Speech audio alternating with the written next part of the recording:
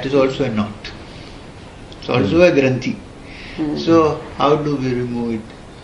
Now, if you don't remove it, you can never be tranquil. It will be there somewhere gnawing at some unknown area of your mind. So, to me, when I had a problem like that, I had particular individual.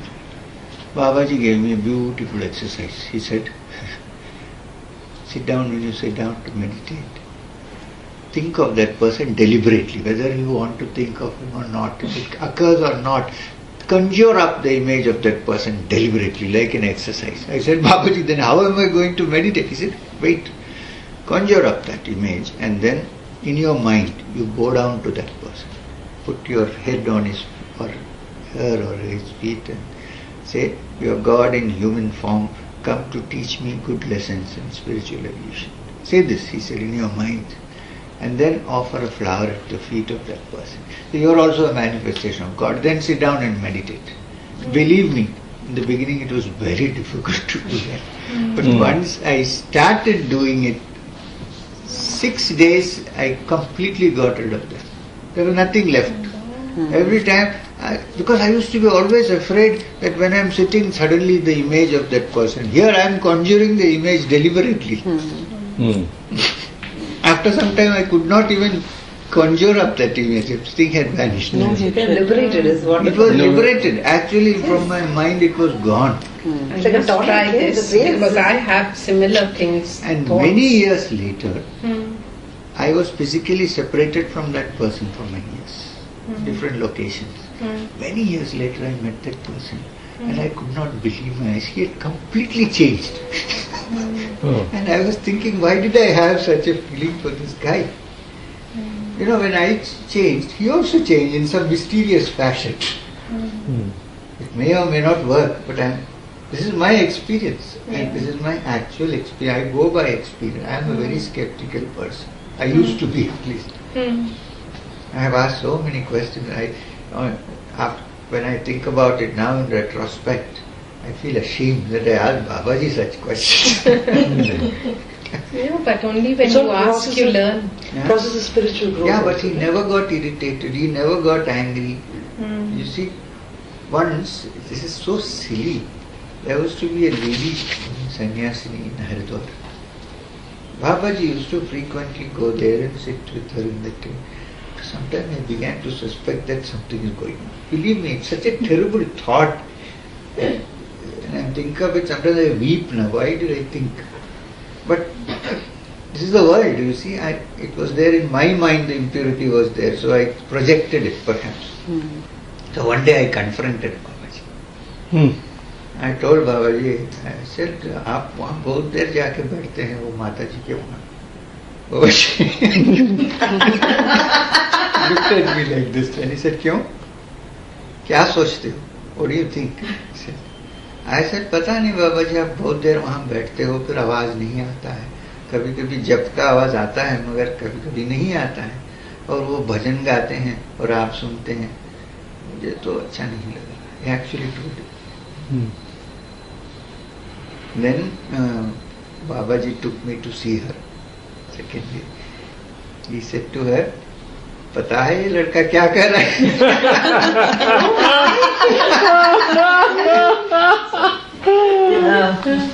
And he said, at least to make his mind free of this, for 6 months I am not visiting your tent. I have nothing against you, I am sure this is the... And he needs to grow in his spiritual stature. His journey is very much before him. He is a young man. He should not be allowed to have such thoughts. So for 6 months I will not visit you. You will not visit me. Lest some little misunderstanding creeps into this boy's innocent heart. This is exactly what he said. And he never went. 2 months passed, 3 months What passed. did she say? Nothing. No. She was like, He was treated another him saint. like God. Agya Babaji, she said. And he came out. 3 months later, I felt so terrible that I went to see the Mataji there. She is a sannyasini lady. I went and prostrated before her and said, please pardon me. just in my mind which was working. I think there was, I don't think, but my mind was working. I had to put it at rest. And Babaji so kindly did it for me. But it was terrible that he did it to you. So I am come to seek pardon for this. So I didn't tell Babaji. I went secretly. So I came back in the evening to Babaji. We went to Mauni Baba's cave. We sat down to meditate for about 15 minutes. He never meditated. He didn't require. He just sat. So after 15 minutes I opened my eyes after meditation. So Babaji said to me, so case after settle हो गया है तुम्हारा. माता जी क्या कहा? I said माता जी कुछ नहीं कहा. उन्होंने कहा गया बाबा जी. अभी सब दूर हो गया ना? I said संशय सब दूर हो गया. I said हाँ बाबा जी. I said please forgive me. I'm very sorry. I'm very sorry. So it ended like that. And I must say that Babaji after that also reduced his visits. He said that she doesn't need that much of my visits. Now she has learned, you have learned. Everyone is. But what I am trying to say is I was so skeptical in those days. Now I feel like terrible when I think of that lady, what I did. Especially suspecting Babaji. I thought, why is he going and sitting there for so long?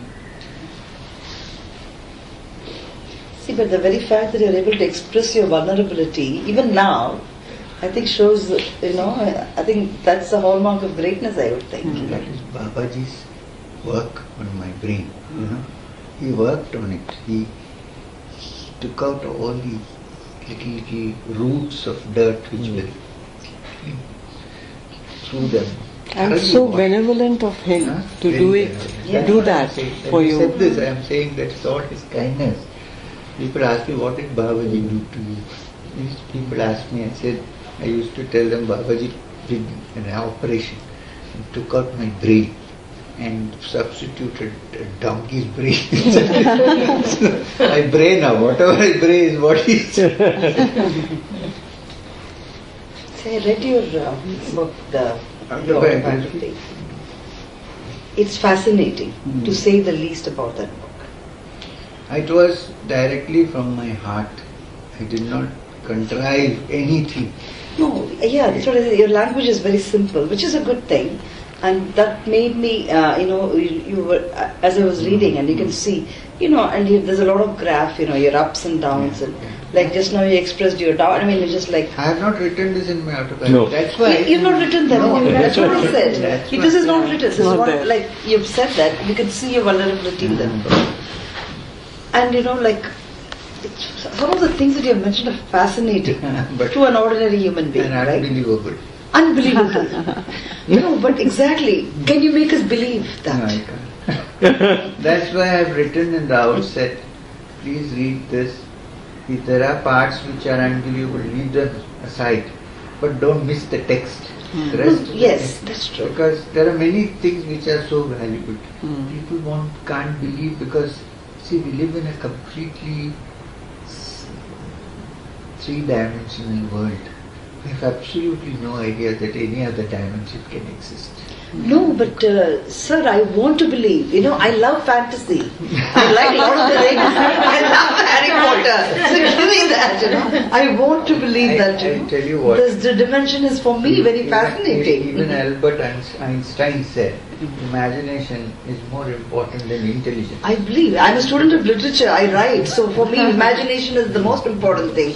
Without imagination, you have no life. About imagination, the capacity to imagine and the capacity to visualize is something very peculiar and special to human beings. Animals are very intelligent. You can't say they are not intelligent.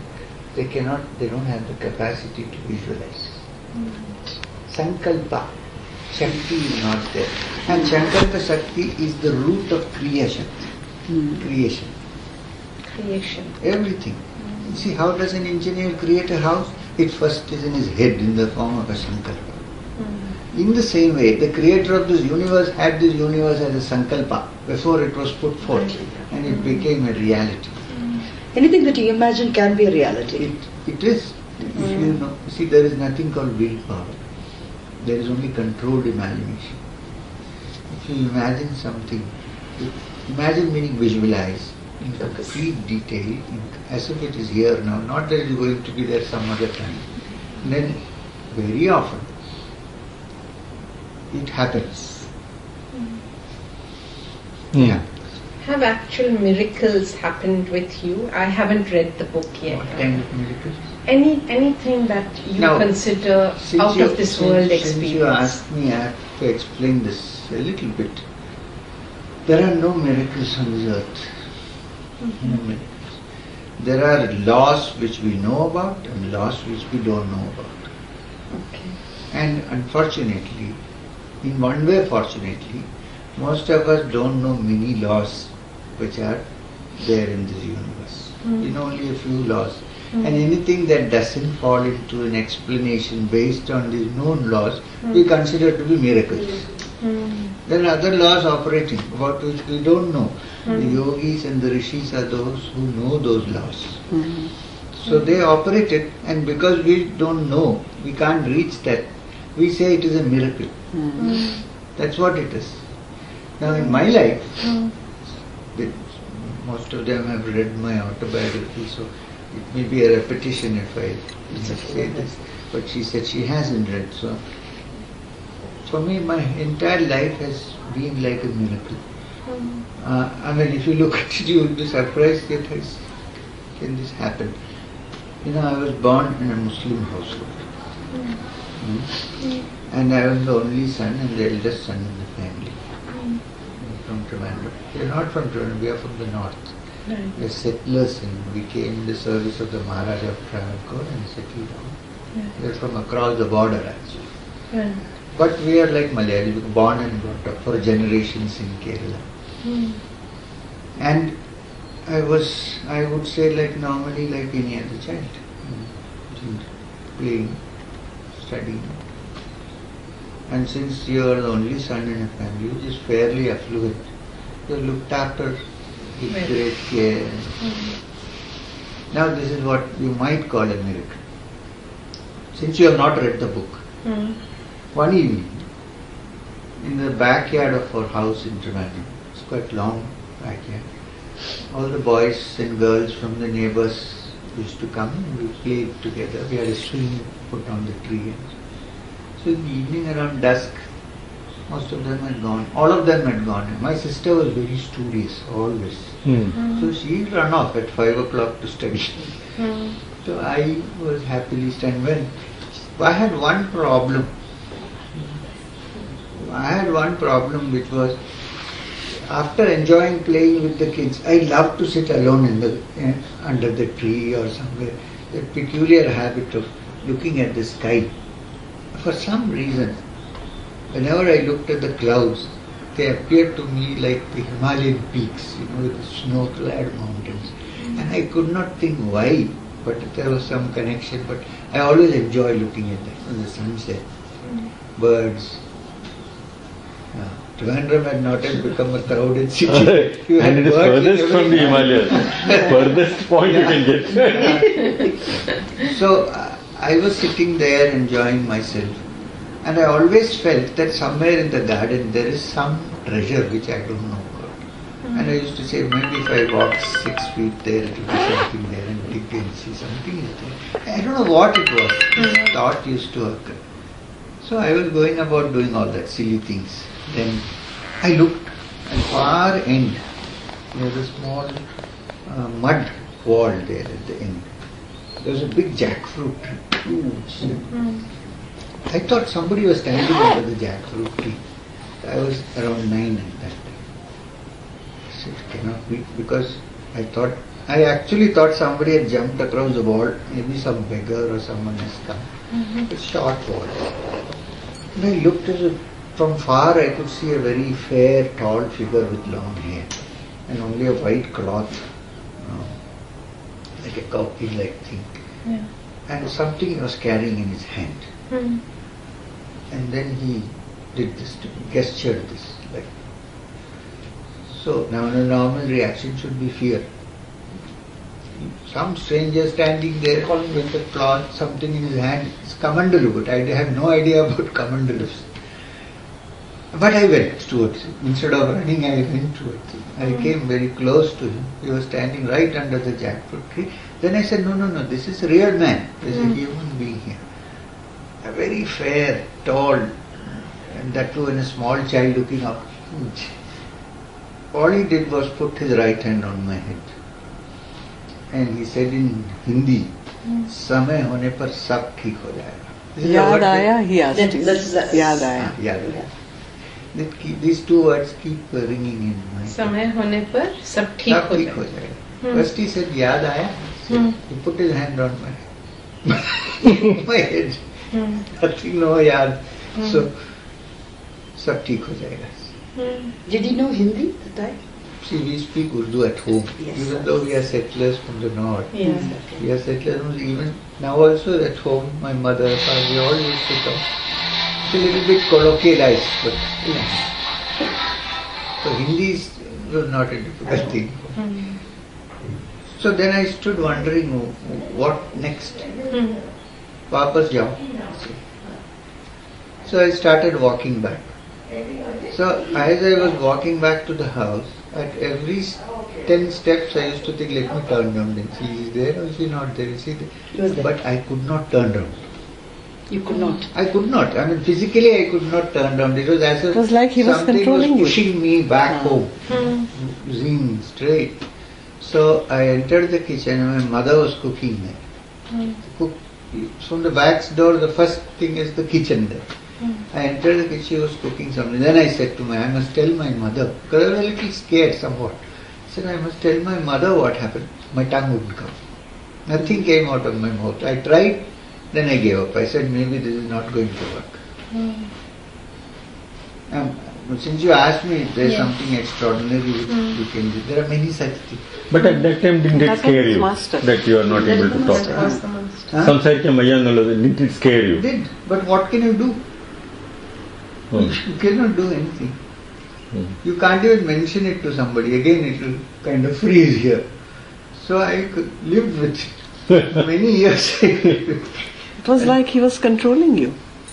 You couldn't turn back. Something he and did. Your tongue It was not wouldn't. as if my mind was being controlled. His actions were. Physically, my you were mind being. was free. I was never controlled. Babaji always also made this distinction between an adept and a medium. He said, I don't want you to become a medium. You have to be a master, an adept, not a medium. Medium is under somebody's thumb. Yes. Yeah. So anyway, so after that, what happened, what's most significant thing that happened after this, not these are minor things, was that in the night, around midnight, I used to wake up suddenly by myself. As if someone woke me up. I didn't feel anything, but I woke up. And I used to, if I sat down, my mother, we all used to sleep in one huge room. My sister, I have two sisters, but then I had only one. That other one was a very late. Okay. So, and Dad slept in another room. We slept there, and always invariably relatives used to come. So our house was like a dharamshala. Everybody from Punalur here, they would come and dump themselves there for years. My mother had to cook for everyone. So everybody. So I thought if I sit up, then they'll notice. So I used to just lie down and my hand in my heart. It used to be a light revolving in my heart. Revolving, so that for this Deepavali you have the chakra, but a lighter colored thing. So revolve. That became my regular meditation. To lie down, put my hands here and allow that thing to rotate. And it was very pleasant and nice. And I had many journeys with it actually. So it went on for many years. Then I started meeting lots of holy men around, as if by accident. And the books, what I required was given to me. All this would be considered as a miracle. But I'm saying that miracle only because we don't know what laws are operating. Our knowledge of the laws are very less. We know very few laws. Like they are saying now, that they have identified many more bodies in the space, outer space, which are likely to be inhabited. Now, recently 35 Earth-like planets have been identified. Few years ago, if you said, would anybody believe you? We are saying that such things exist. There are so many planes in existence, so many worlds in existence. We are only one little dot in that. Can you imagine our arrogance? In this vast universe, we are like the dust. And we think we have everything here. This is not possible. Even think about it. They say there are 7 lokas above and 7 below. Yeah. Many planes. 7 lokas above and 7 below is in relation to this earth, physical earth. But like this physical earth, there are many such stellar systems. It's at the height of arrogance that man thinks this is the only thing that exists. It could take 100 years or more before scientists come to some understanding. I'm very much with the scientists. It is better to doubt and experiment rather than accept. I am saying this because I have seen it. But But can you tell us more about Maheshwarnath Babaji? You say how old would he be? Such a mysterious person. Even I don't know much about Maheshwarnath Babaji. And every time I asked about something, we met with a stoic silence. Either it would be just quiet silence, or he would say, "Kya fayda hai sab soch ke? What is the use of thinking about this?" I asked him once, "Where are you from, Babaji? What is this physical body of yours? You come from somewhere. Where are you from?" No answer. But I suspected that he was from Kashmir. Because he had all those features of a Kashmiri color, features, eyes, hair. There was something about, and he loved Kashmir also. That was also there. So I suspect he might be from Kashmir. I have no idea. And he had his samadhi. He passed away in 1985. Now, he passed away in 1985. But I have met people who were very old, who had known him for many years. And he is supposed to have met Lahiri Mahashaya. He has also met Ramakrishna Paramahamsa. So how old can a person be? So I don't know, I don't speculate on this matter. Only thing is, not normal like he lived for many, many years. And he retained his 35-year look. And even Mahatma. The purity also matters. Also different category altogether. Okay. There is no body, no death. These are all temporary things. This is a really physical body which has survived. But he always used to say, sometime or the other, when the work is over, this body will go. And you saw it go? Yes, of course. Yes, because I am the only one, apart from Sri Guru Babaji and Nagaraj, who ever saw him go. Nobody else. Yeah, because that chapter was very moving, in the book. Yeah, you're so comfortable. I know. You're so comfortable. For me, this is the most comfortable position. Actually, in yoga, this is called Sukhasana. And the definition of asana, according to Patanjali, is Sthira Sukham Asana. One posture in which you can sit for a length of time in comfort. Without it, that is your asana. Whatever it is, fix it. So I tell people, we can't sit in any asana to meditate. You can sit in a chair, that is your asana. Sthira Sukham Asana. But don't lean too much because you might fall asleep. I found the chapter very moving. Sorry, can I to continue? Very moving. So. No, it was, for me it was like a catastrophe. Yes, I'm imagining. because of someone whom you moved for so many years with all the time, suddenly leaving is not there.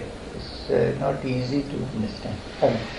I could understand, but still human weakness. Accept. Ah, Acceptance is more difficult. Sometimes. Very difficult. Someone, especially someone who, like your father, mother, friend, teacher, all rolled into one.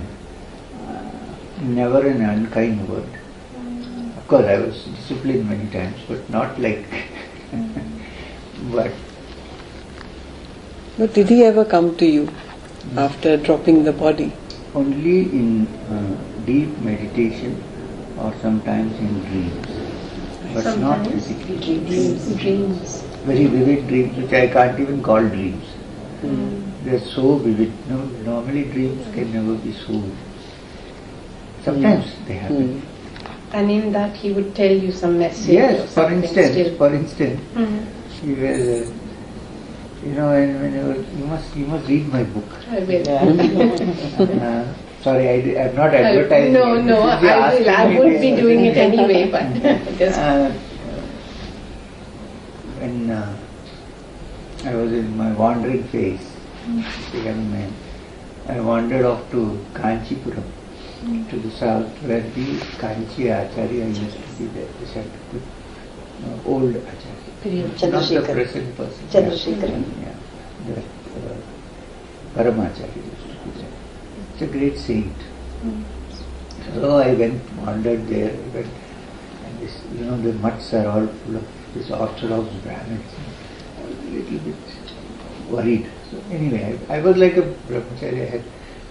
I used to shave my head and have only a long shikari, which came up to here. And I used to have my thread, which Babaji gave me, and a white half-sleeve kurta and a bag, generally barefoot and a commander. So I wandered in there, and lot of crowd, people were walking in front of him and going away, and he was, sometimes he would sit, sometimes he would put his hand up, thick glasses. So I also joined the line. So we came, they used to say, go. Like. So I came in front of him in the line. He was sitting like this. Then he looked at me like this through those glasses. Looked at me for some time. Pursed his lips and said in Tamil, Romba satsangam seiya vendiravu. நம்ம சத்சங்கம் செய்ய வேண்டியது. He said, no intellect. He doesn't know who I am from Adam. Sorry, what did he say? Oh, sorry. You will have to do many. You will have satsangs. Very sorry. You will have to do much satsang. So I could not understand what satsang, who's interested. What? So I did like this. Said Swami, yes. Okay, sir. Meanwhile, those custodians are saying, he did like this. So I sat down there. He said, I have not introduced myself to him at all. He doesn't know who I am. Neither is there a receptionist writing down names, nothing. Have you heard of Justice Ismail? He said to me, in Tamil. I said, no.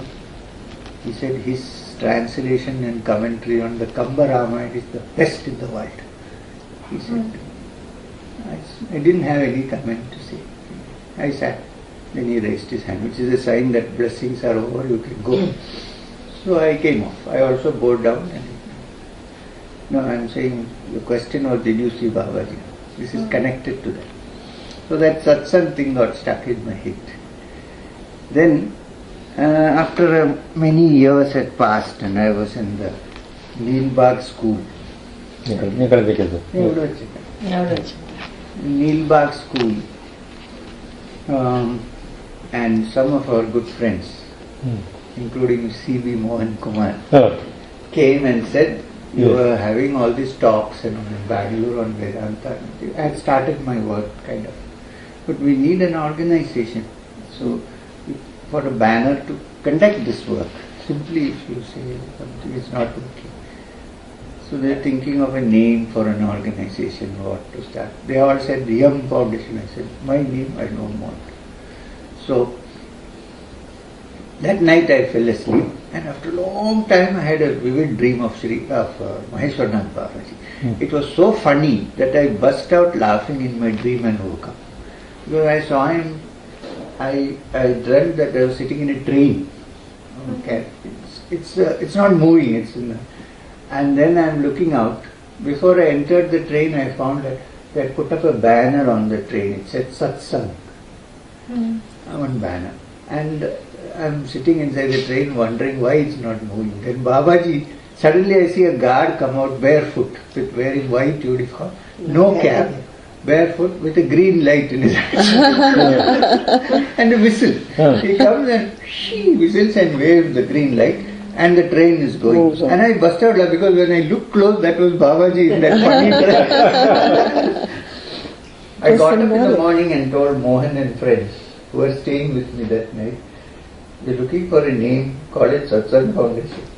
That's how it came. It started with Kanchi and ended with Babaji's dream. Yeah, you mentioned that in the Modern Mystic. I saw the video. You did? I did. It's a good video, yeah. You saw that? I saw it only day before yesterday. It's not in the autobiography. It is not in the autobiography. It's in. There is a link to the full film. YouTube, right? Autobiography is actually a limited edition of my experience. And that also people find it difficult to believe. So what? Like he was saying. No, because everybody has these questions, but I'm just voicing. No, it's good to be open about these matters. I have nothing to hide. In fact, I want to tell you, why don't you explore and